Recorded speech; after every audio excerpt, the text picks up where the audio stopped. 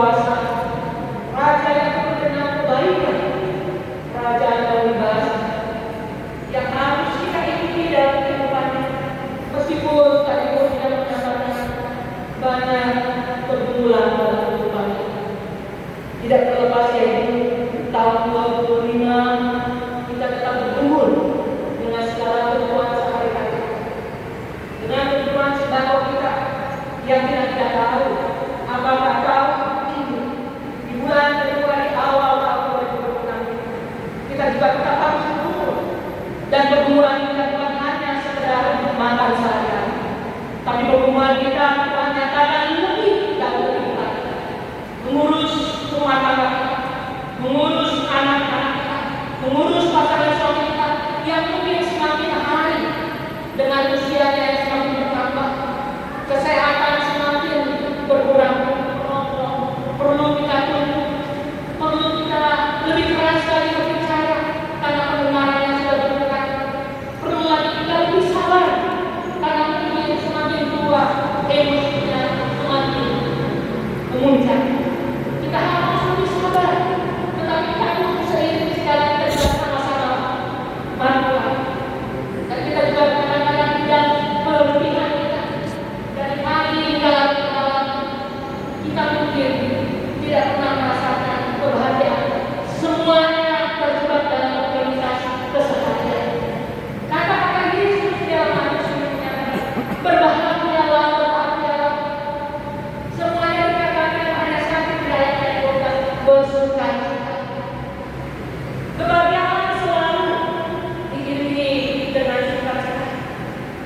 Kalau dalam kalimat pernah dengar waktu yang sudah cukup lama, lautan akan diseberangi, bumi pun akan berdamai. Hanya untuk mencari di mana kebahagiaan. Mungkin masih ada yang tahu kan? Memang dari bulan itu, kalau tidak salah, Victor Tabarat menyanyikan. Lautan akan diseberangi, gunung pun akan berdamai. Hanya untuk mencari di mana kebahagiaan. Kebahagiaan yang bagaimana yang akan kita cari? Apakah kita mencari kebahagiaan itu dalam sebuah harta? Ataukah kita mencari kebahagiaan dalam sebuah status sosial? Atau menjadi satu individu yang boleh dianggap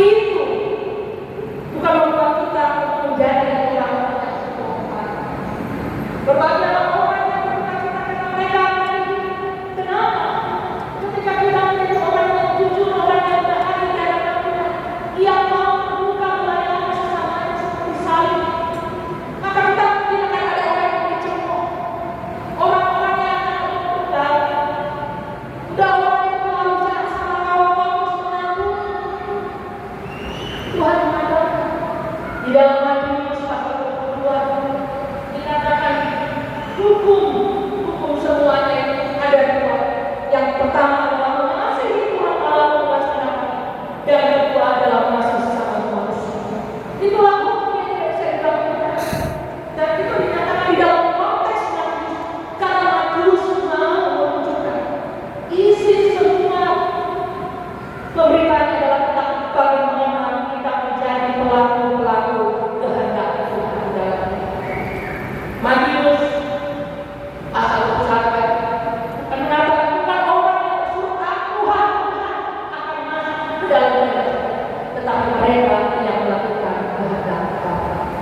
Inilah inti daripada Matius. Ketika Yesus juga mau mengangkat daripada konteks berbagai orang yang berbuat cinta. Karena memang banyak kita yang bisa berbicara tentang hukum ini harusnya begini, tetapi pelaksanaannya sangat susah.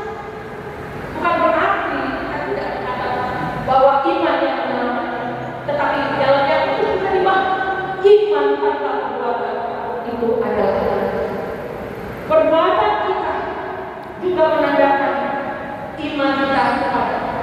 Ketika kita berbuat baik, kita harus menyatakan apakah perbuatan baik kita untuk dipuji orang, atau perbuatan kita menunjukkan bahwa kita sedang melakukan kehendak Allah. Maka Tuhan mengatakan dalam firman-Nya, berbuatlah baik supaya Bapa dimuliakan. Banyak kita mungkin menyumbang buat gereja ini, menyumbang buat yayasan-yayasan apa, tetapi apakah motif kita untuk mendapatkan pujian? Tuhan Yesus mengatakan kepada kita, memang kita mungkin berbuat. Kadang-kadang ada dengan Tuhan konten tanpa mau disebut namanya. Yang berkata, Tuhan inilah janji iman. Tuhan inilah hamba yang kami. Tuhan akan mencatat seluruh sepanjang hari-hari yang dia masih berikan kemampuan. Begitu banyak orang-orang yang tidak seberuntungan, dan dia tidak bisa beruntung. Kalaupun dia tidak mungkin, katakan bukan berarti mungkin dia sekedar mendapat, tapi memang mungkin di dalam iman dan berbuat. Aku mau menunjukkan ini sebagai Bapakku, bukan aku yang menunjukkan.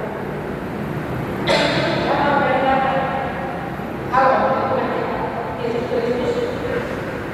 Satu hal yang kita katakan, ketika kita melakukan kehendak Allah itu kalau satu hal yang mudah. Karena Yesus berkata, berbahagialah orang yang berduka cita, mereka akan hidup. Duka cita bukan duka cita karena kepergian saudara yang kita kasih. Duka cita bukan karena bencana alam, longsor, banjir atau kebakaran. Duka cita yang disebutkan kepada hal-hal yang lebih intim lagi, bagaimana hubungan kita dengan Tuhan dan sesama. Ketika kita sudah melakukan kehendak Tuhan, maka mungkin banyak orang yang mengklaim kita, yang menjudge kita bahwa kita dalam bodoh. Sudah berapa kali dia mengakali kamu? Sudah berapa kali dia mengerjai kamu? Tapi kau terus melakukan firman, tak terus berbuat baik. Mungkin semua orang yang berbuat baik, aku mau berbuat baik supaya Bapa dimuliakan. Sekalipun mungkin aku sedang dikerjai oleh sahabat, oleh orang-orang yang aku percaya, aku ditipu oleh mereka. Tetapi Tuhan berkata, bukanlah orang-orang seperti itu. Sekalipun dia mengalami kepahitan, tetapi ketika dia berusaha dengan imannya, dengan kenyataan kemampuannya untuk melakukan kehendak Allah, dia mungkin diklaim menjadi orang yang bodoh. Namun Tuhan mengatakan mereka akan dihibur oleh siapa? Oleh Tuhan sendiri. Berbagai orang yang di dalam